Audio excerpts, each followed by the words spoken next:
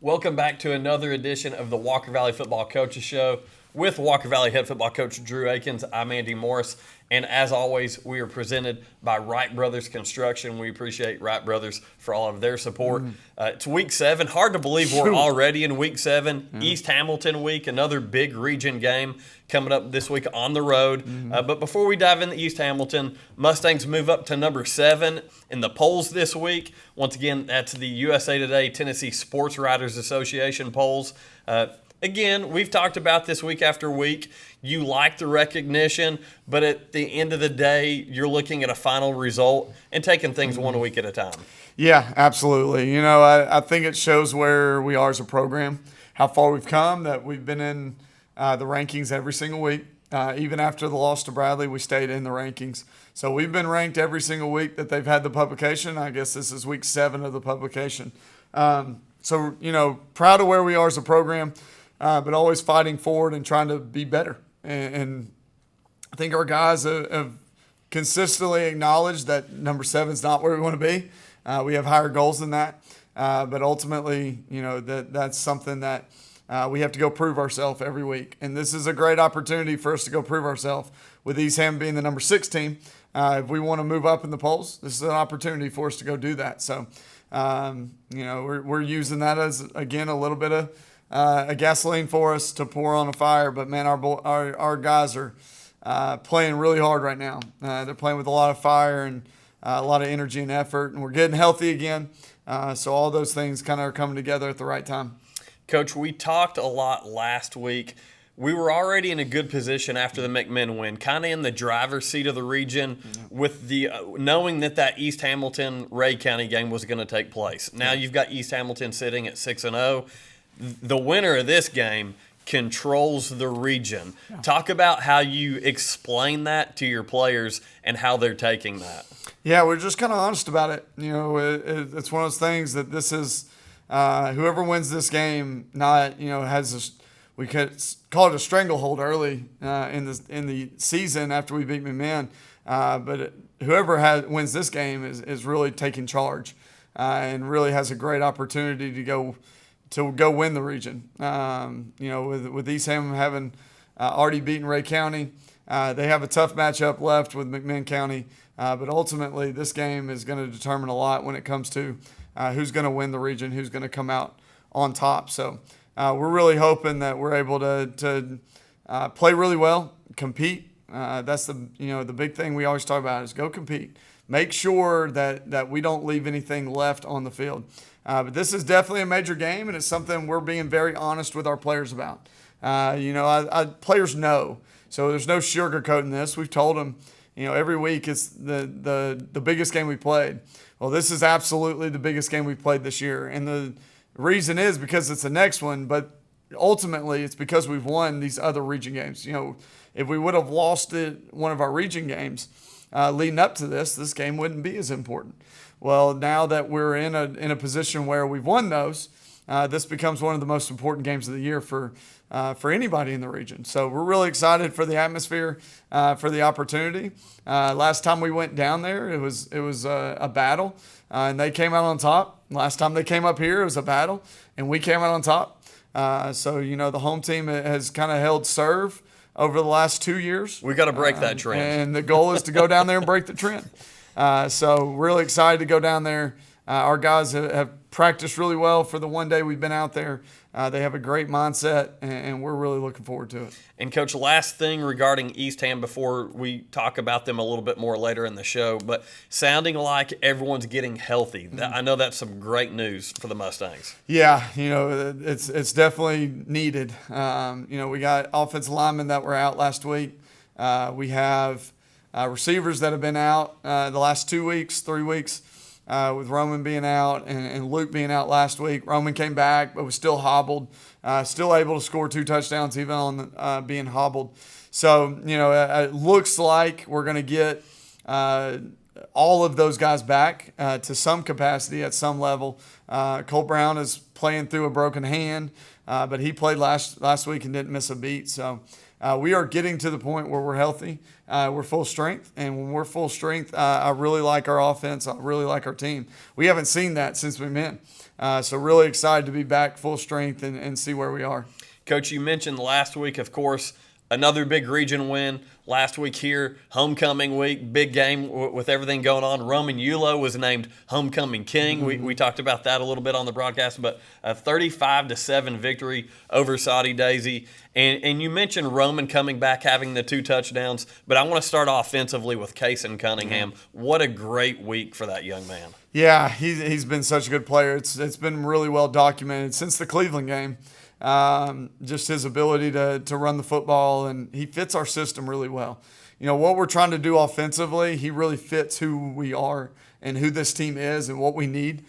So he's done such a great job of breaking tackles and finding the right holes. And once he gets into space, he's so good at creating kind of mayhem and finding ways to gain even more yards after contact. So been really happy with Kason, been happy with our offensive line. I thought our offensive line played really well. I think if he was here and we were interviewing him, he'd say, man, my offensive line really did a great job opening up holes. What I was most proud of when we went into the game against Soddy, I told our guys I wanted to hit run efficiency. That was my number one goal up front and for running backs is I wanted to make sure that we hit our run efficiency. Run efficiency for us is defined as 4 yards per run or a first down run or a touchdown run. That equals run efficiency. We've only hit it once this year. And last week we hit 77% out of 60. The goal is 60%. We hit 77 last week. So we're starting to even get where we're able to run the ball really efficiently. And if we're able to do that and we tie that to our pass game, I feel like we've become really difficult to defend. So really putting that on Case and our offensive line to go do that every week. Yeah, I'm a big fan of the fact that Coach Akins is a little bit of an analytic guy, so pretty cool stuff there. Case and Cunningham, 139 yards on the ground, 2 rushing touchdowns. And, of course, you mentioned Roman Yulo. Roman had 2 receptions, 2 touchdowns. Yeah, really nice to have him back. I just think he gives us a ton of confidence. When you know he's out there and you can get down in the red zone and run a glance route with him off of play action, and you know he's going to be there. The second catch he made was very impressive catch. So we trust him a lot, obviously, but honestly, I feel like he just gives our offense a ton of confidence. And when you put, a healthy Roman and a healthy Luke and a healthy Sawyer out there, it becomes 3 guys that really you can attack with any of them. And when you pair that with an efficient run game, I think we haven't even reached our potential as an offense yet, and that's really exciting. We're going to have to reach our potential this week if we want to win a ball game. They're so good up front, but we've made strides. I think it's one of those things you look at the bright side in things. By having receivers down, we had to focus on the run game a little bit more, and because of that, we've really improved in the run game the last 2 weeks. Yeah, definitely it was an opportunity for development, and I think I, along with everybody that's been watching you guys, agrees very efficient with the run game. And going back to Case and Cunningham for just a second, he's gotten so good at running the football. Yards after contact is such a great stat for him. But even seeing him as a pass blocker at times, what that's allowed him to do is to sneak out and catch some of these screen passes. Yeah. So just all around a great running back, Case and Cunningham. Like I said, man, he fits us really well. And when you have those guys healthy, which we feel like they're getting healthy and they should be back to some capacity this week, we're really excited to have them all on the field together again. So real quick, let's talk defense for just a second. Last week, really the defensive play of the game, Tyler Goldman, a 41-yard interception return for a touchdown. Yeah. And just seeing that sideline go crazy for Tyler, knowing that the kind of kid that Tyler is, that was a really cool moment. Just kind of quiet and soft-spoken at times, but he showed a lot of energy on that play. Yeah, he's done that so many times in his career where he falls under an intermediate route, and he's got really good hands. Probably should have worked him at wide back and tight end, where him and Reese could both be playing tight end. He's really an athletic kid. He catches the ball really well. But a really cool moment. And I told him when he came off the sideline, I gave him a big old hug and just said, "Hey man, way to end the ball game." And that for all intents and purposes ended the ball game. It kind of ended any threat they would have had to get back in the game. So, turnovers have been huge for us this year. We have only lost the turnover battle one time this year. And every time we win the turnover battle, it feels like the turnovers we get are very opportunistic. I know any turnover feels opportunistic, but they drive the field the first drive of the game, and then Mike gets an interception down their sideline, kind of ends some momentum for them. We go down, we don't score. They stop us on fourth down, and it feels kind of a letdown, and immediately we get a fumble recovery, which puts us right back in the same spot. We go score, we go up 7-0. So it feels like anytime we get them, it's a really critical moment that we're getting these turnovers. Defense have just done such a great job of flying to the football, creating turnovers. Michael is now at 7 interceptions on his career. That puts him 1 away from tying Braxton Smith, and 2 away from breaking the record for most in a career. So I think that's something he's eyeballing and wants to have. So anytime we're able to get these turnovers is huge. I feel like our defense is doing it at great moments. And then for him to return it for a touchdown, anytime you can score a non-offensive touchdown, I feel like we talked about this so many times over the years, non-offensive touchdowns, if you get one or more of those, the win percentage goes up dramatically in those games. So big-time score. It ended the ball game for us. And really, I thought we played a really good ball game, especially on defense. But when you go back and watch the film, Soddy did some really good things. I'm really impressed. I have a ton of respect for Coach Owensby and what they're doing there. But I thought we played a really good ball game and did what we had to do to win the ball game in the fashion we did. And then talking special teams, of course, Chris Malik, 5 for 5 extra points, constantly doing his job. Probably one of the most consistent high school kickers in the area, I would say. And one thing that I learned, Aiden Burns can punt a little bit. Yeah, we always try to work athletes at punters. So Aiden, when Roman went down, Aiden had been working that, and we don't want to lose that. We won't want to lose the ability. I mean, you saw against Cleveland that we're able to fake it at any moment if we have an athlete back there. So Aiden kind of stepped in that role, and he has a pretty good boot on him. So it really, we've been very fortunate to have athletic kids be able to punt the ball as well. Malik has been absolutely on point the last few weeks. I'll tell you, I've been really proud of his extra points, obviously, and making the field goals last week were huge. His kickoffs have been just so on point. 4 out of the 6 kickoff returns that they had were tackled inside the 17-yard line. Man, when you're starting in that deep in your own territory after a score, it becomes really difficult for you to keep it moving. So his kickoffs have been such a critical weapon for us. Casey Cunningham getting down on kickoffs and making tackles. I thought Jaden Shadden had 3 effort plays, had 1 assist on kickoff, but had 3 major effort plays on kickoff that really led to some poor starting field position for them. And gave us some opportunities to get a short field offensively. And the little things like that, you mentioned Jaden Shadden, don't see a lot on the stat line, but going down, doing your job like he's doing, contributes to the team effort. So, again, a 35-7 win over region opponent Soddy Daisey last week. Real quick, we're going to go to break, Coach. When we come back, we're going to break down a little film study. Again, our favorite segment of the show from last week's game against Soddy Daisey. And I'm hoping you got some Youth League highlights on there that we had trouble getting. I'm going to try to, man. Okay, I hope we can get them. And so with that, we're going to take a quick break. When we come back, we're going to talk a little bit more about the East Hamilton game and do film study with Coach Drew Akins.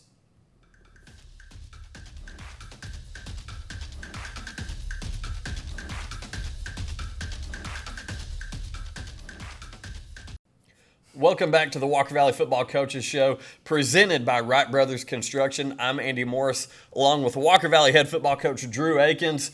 And, of course, it's Week 7, East Hamilton week. Yet another big region game on the horizon this Friday down at East Hamilton. Coach, before we talk any more about East Hamilton, though, let's go ahead and dive into our favorite thing on the show, the film study. Yeah, absolutely. Some cool plays this week. I've tried much harder this year to highlight our defense. So really big play in the ball game. We just talked about it at the end of last break. But just opportunistic. You know, they had driven the ball down. We're on clip 11 of the game. So you're talking the 10th offensive play. You had the kickoff, and now we're on our 10th offensive play. They have run a few times, had already run hitch, and they had ran a smash route. So they had already rolled out to this and thrown smash 2 or 3 times on this drive to get first downs. So I think they were trying to bait us into, okay, we're gonna throw hitch, we're gonna throw hitch, we're gonna throw hitch, and then we're gonna hitch and go. So this play, you're gonna see a screen and go on us, and Mike does a great job playing his assignment. His assignment is deep here, so we roll out of this. We're playing a match coverage, so I'm putting our safeties down. So when we run a match coverage, you're gonna see safeties coming down the box, and our corners getting deep over top of anything deep. And Mike does a great job of that right here. They fake the bubble. He doesn't bite on it. He stays deep. And then his length is just so special that he makes it really difficult on receivers to go out jump him. This is another cool view of it. You can see the ball is actually really well thrown. But Mike does a great job staying on top of it. And when you stay on top of something, it becomes much easier to make a play on it. So proud of our defense. Again, that's a huge moment. And then for him to be able to return it, I mean, if you go down right after the catch, you're talking, 96-yard drive that you got to go on. Him return it to the 50 gave us short field position and, again, sets us up to go score. Unfortunately, we didn't score there. We kind of cost ourselves a couple times with some penalties. We had a couple poor throws. But turn the ball over on 4th down. It's, we kind of talked about this. We put ourselves in a bad situation where we weren't able to convert inside the 30-yard line. But second play after that, they're on 2nd and 8. The second play after that, Braylon Beard comes through. And on this play, you can see, let me back it up a little. They're just running a simple stretch play. So all you're going to see is them reach out, and they're trying to reach the front side of this. And they're just trying to give their running back somewhere to cut vertically in it. So that, Braylon Beard does a great job of scraping over top. He cuts through to make a play. He strips the ball out on the hit. His helmet's right on the ball. And then live, I just assumed we didn't get it. But he's able to fight his way underneath the pile and also recover the fumble. So he had the strip of the running back and then the immediate recovery from that as well. Yeah, I didn't realize on that play that he was actually the one that stripped and recovered. Yeah, his helmet hit right on the ball. And listen, we're trying to tackle the football. Literally, we're trying to tackle the football and trying to create turnovers. So he did a great job of doing that. Again, once we get down the red zone, we got 3 dudes, that are 6'3" or better that we feel really comfortable getting the ball to. We always like this bunch set, so we actually called a dead play to kind of see how they were going to play our bunch set. When we saw 4 guys over our 3, we knew that they would be weak on the backside of that. So that's why you saw us go to this play. We actually checked to it. I think you can see. No, we don't see it early enough. But we're running a simple concept, pulling the guard, trying to get these backers to flow, and then we're going to try to hit our glancer out right behind him. If you don't have eyes on Roman, man, it becomes really difficult to one-on-one him. So you can see the movement we get by our linebackers here. When we pull the guard, you get movement or froze, which allows us to have an angle. It's really good from the drone shot, as always. Let's get to the drone shot. So it's a really good look at kind of the throwing lane.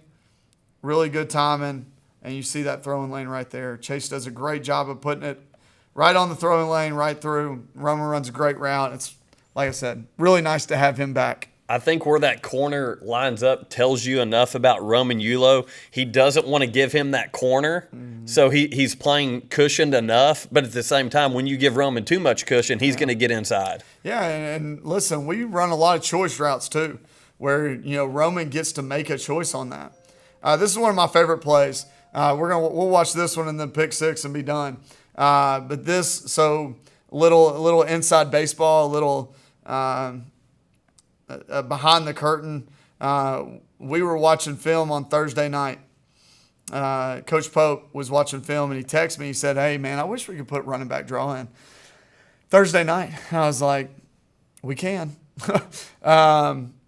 So after dinner, as our guys walked back up from dinner, I met our offensive line and Casey and Chase on the field, and we put this play in right after dinner. So all we're doing is vertical setting with our center. We're going to post with our guards, and we're going to fold with our tackles. And this is a big moment in the game. You know, there's 40 some odd seconds left in the game here. Or I'm sorry, left in the half. We're tied 7-7. Soddy had done a very good job. They held on the ball for 20 straight plays. So they put us in a really tight spot. And, you know, second 15, we knew they were dropping because the time of the, you know, time that was left, it was second 15. We thought we could get them dropping. And you see just how massive that hole gets. So really good timing on the call.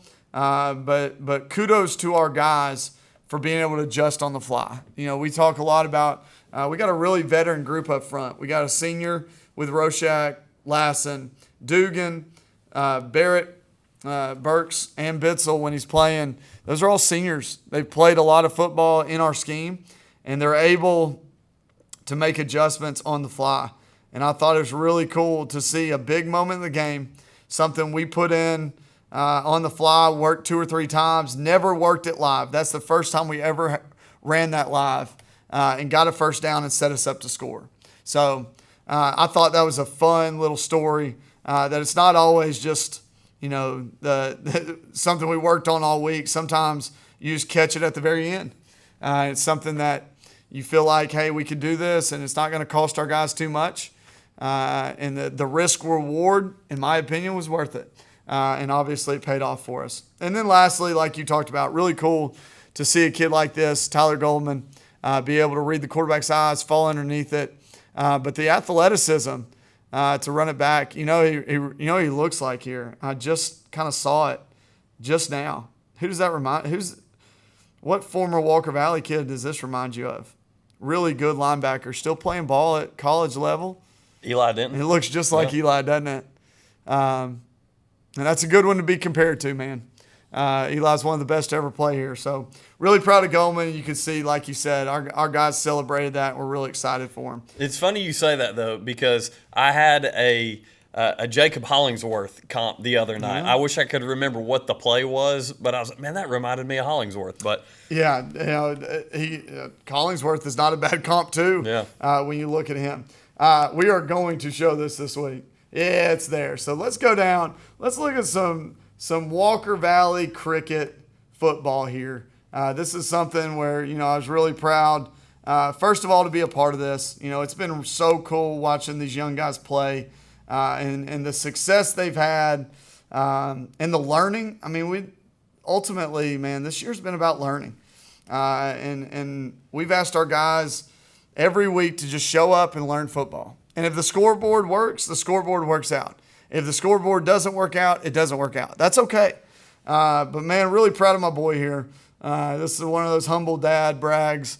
Lachlan's playing outside backer. So Lachlan, all 145 pounds of him out here at outside backer. We've been working setting the edge. So we want him to come up and set the edge. Don't let him get outside of him, and then fold back in and make the tackle. And after several weeks of work, Lachlan, I think, has figured it out a little bit. Good hard contact with the outside guy there. Can we count that as a pancake? Man, that is a pancake and a tackle.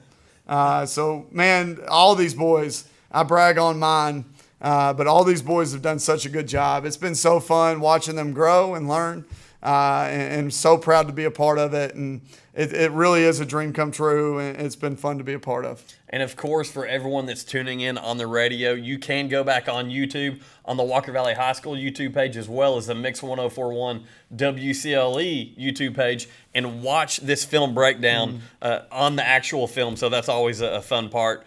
Coach, obviously, East Ham, we've talked about it already this week, this Friday night. down at Eastham. They've got the gate policy, Hamilton County, as we saw at Ooltewah. Those of you that made the trip to Ooltewah, if you didn't, they're checking bags. I believe, are they doing the clear bag as well? Doing the clear bag as well. So same policy that we have. They are making sure they check and make sure everybody's safe. And ultimately, that's what this is all about, is making sure everybody can go to a game and not have to worry. So really proud of both counties and the way they've handled it. I'm really proud of the execution. It seems like it's been seamless both times we've done it, both in Hamilton County and here. So I expect those things to continue with the world that we live in. It just kind of is what it is. But ultimately, we want to be able to go do Friday nights and have a good time and make sure it's safe for everybody. So once again, if you aren't making the trip down to East Hamilton, you'll be able to catch Jim Gum filling in for Jacob. We kicked Jacob off the broadcast this week. We've got Jim Gum on the broadcast with me on Cleveland's Oldies 99.1. So tune in, listen to that. We'll have pregame at 6:30 and kickoff at 7 o'clock live from East Hamilton. So for Coach Drew Akins, I'm Andy Morris. Go Mustangs.